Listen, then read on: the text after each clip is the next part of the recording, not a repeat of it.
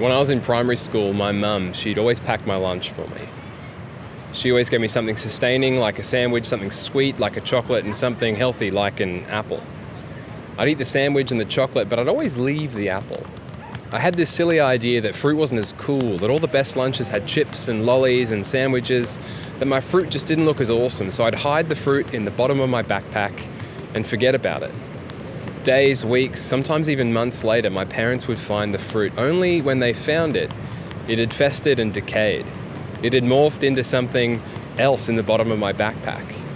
And if I had eaten the fruit after it had decayed, then it would have made me sick. And the irony is that what should really have brought me health and vitality would have ended up bringing me harm, all because of the way that I perceived of fruit. Many Christians have the same ironic relationship with their doubts. There's this unhelpful perception in modern-day Christianity that doubts are the opposite to faith, that you can't be a Christian and have doubts.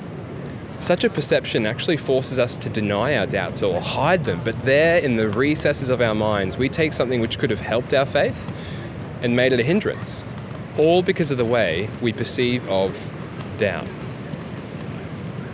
One of the famous stories from the Gospel of John is the story of Thomas in chapter 20. I think we can learn two things about doubt from reading his story. Thomas was a disciple who spent 3 years on the road with Jesus. Then Jesus died, and the hope that he was the king who would come to liberate his people from evil died with it.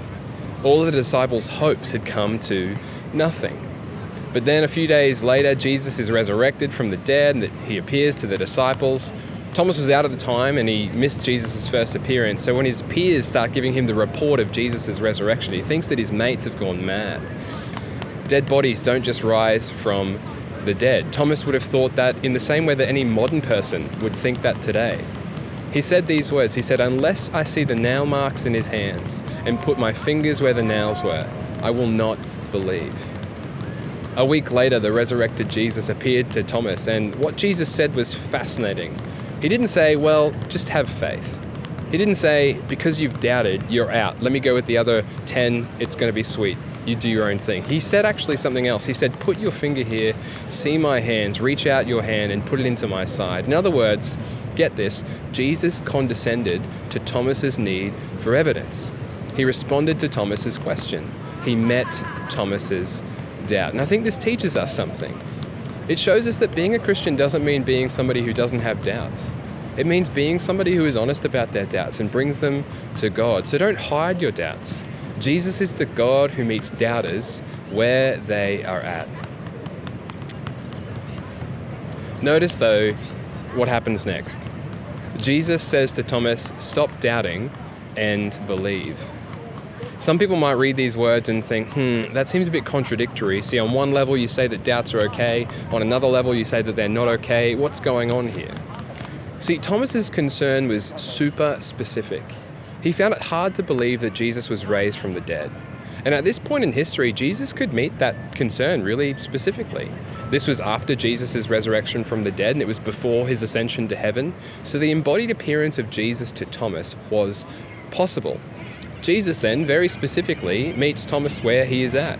And once Thomas's answerable question was met, Jesus commands him, he says, now step into this story unashamedly, with absolute confidence, not looking back. Stop doubting and believe.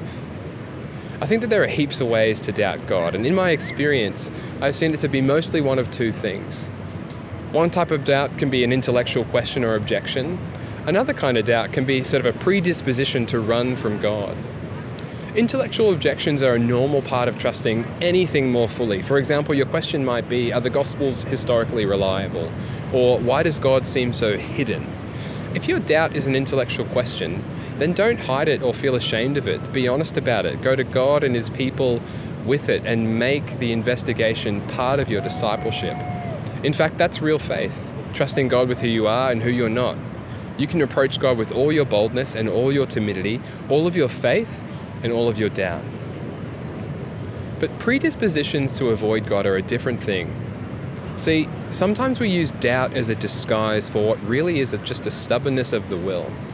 I've met plenty of people who've had all of their questions satisfactorily answered, but then who refuse to follow the evidence where it leads. A better name for this kind of phenomenon wouldn't be doubt, it'd be pride. See, there's a type of questioning in this life which operates less like a sincere investigation and more like a defense mechanism against God. To this type of predisposition, God's injunction is simple: humble yourself. Or in Jesus' words, stop doubting and believe. See, the God of the Christian story offers you evidence and invites you to investigate, but he refuses to be the tame object of your inquiry for too long. Jesus is the Lord of the world and the God of the cosmos, and that really means something. It means that as you look into the Christian faith, you're not entertaining ideas at arm's length. You're actually contemplating a king who is very much alive and who seeks his people out, which means that while you contemplate the evidence there is for God's existence and God's goodness, that same God, by his Spirit and through his word, will actually cause you to investigate your own heart in the process. And when God does that, he is no longer the object of your inquiry. You become the object of his. So how do you question through doubt? Investigate the evidence for God. Be warned though, that same God is the one who searches the heart of doubters.